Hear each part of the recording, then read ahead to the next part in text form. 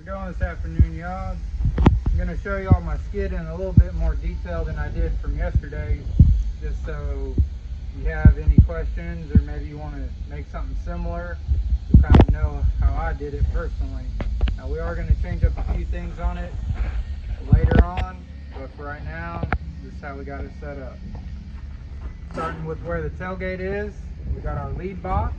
What I did was I built my Hoosier pole, made my loop and my crossbar, and then what I did is I took 2-inch pipe and made little bullhorn type deals for my ground, my positive, and my remote.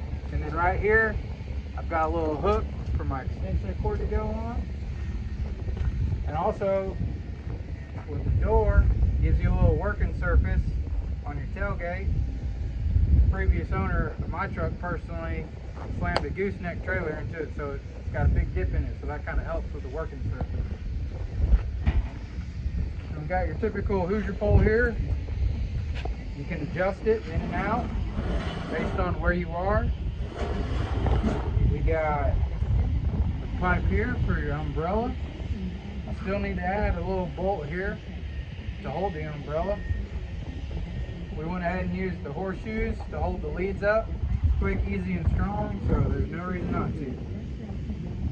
And we use bolts and nuts here to hold everything in place for your extension. And then this one right here allows you to swing it. Also take it off if we need to. We got a hole drilled here, so when you're going down the road it's locked in place and it ain't going nowhere.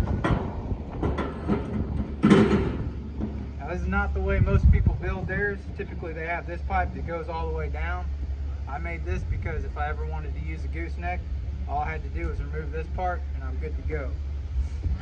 Now like I said yesterday, we've got the conduit for our welding leads to run through. That way it's out of sight, out of mind, and that's why we got the box built up right here as well. Just that way no one knows what's in there, and if they're gonna break into it, they're going to, but they can't see it. So it's a mystery. Now, the rigid box. Where we have it placed right now is directly over the gooseneck hitch, and it's right up against the welding machine.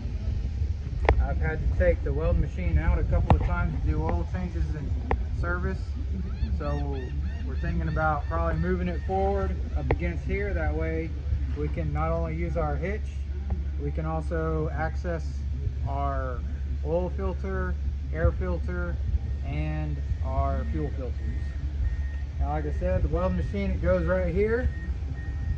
That's pretty much where it's going to stay. That's where it fits in the truck. It won't go this way too very much, or this way very much, because you got your wheel wells here, and then on my truck personally, there's a little hump right here that allows it not to go this way. So this is where it naturally sits, and that's all right because I had room for my pipe jacks, and also I keep straps, and my umbrella stays right here up against the cab of the truck. We'll keep the straps there, shackles, whatever we may need, tie straps. Eventually, what we want to do, if we don't do a flatbed, is to do bed boxes up on the side rails. We'll do 2 of those, and then we'll delete this, and then we'll have our bottles here on the ground. That way we can pull them out, and on each side we'll have reels for all of your negative, positive extension cord, your hose leads. So that's, if we keep with the tub rig, that's the route we're gonna go. But for right now, this is what we got. So I had a guy ask me of good ways to secure your leads in a tub rig, so I wanted to show a little bit closer of my lead box. So I basically just put some sheet metal around my Hoosier pole, is all I did, front, back, sides. that way when I drop my tailgate, this is what you see. And I got my little latches with my locks. Alright. I put these two on different ways, but it's alright, it does the same thing. And you just pull it down, and there's my leads. Okay, and just like I said a little bit earlier, got my little hooks that I made out of 2-inch pipe. Alright. That way, they're secure. They're locked up. Now, the only thing with criminals is if they want to get into something, they will get in. Now, if you have lead reels in the bed of your truck, some of these companies make covers, that hard metal covers that can lock, that you can put over your lead reels. Now, I think these criminals that are breaking in to steal your leads, they've seen all this stuff before. So my thought behind making this box was maybe it would give me a chance, because they'd never seen something like this before. I've had several other welders surprised whenever I opened it up and there my leads were. So I would say the key is to make something they haven't seen before, because it doesn't matter what you do. If they want to get into it, they're going to. End of story. It doesn't matter what you do.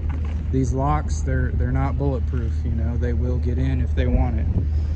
And also, you know, try and pick a good place to stay, somewhere, you know, that's maybe right on the highway, or pay the extra money and get into a nicer hotel. I know that doesn't always work, but it gives you a little bit better of a chance. All right, thank y'all for watching. Like, subscribe, and share. And I'll be bringing y'all videos at least twice a week, maybe 3 times a week, I don't know yet. We're gonna interview some people in different construction positions within the refinery world of construction. So y'all stay tuned. Thank y'all again for y'all's views, and we'll see y'all in the next one.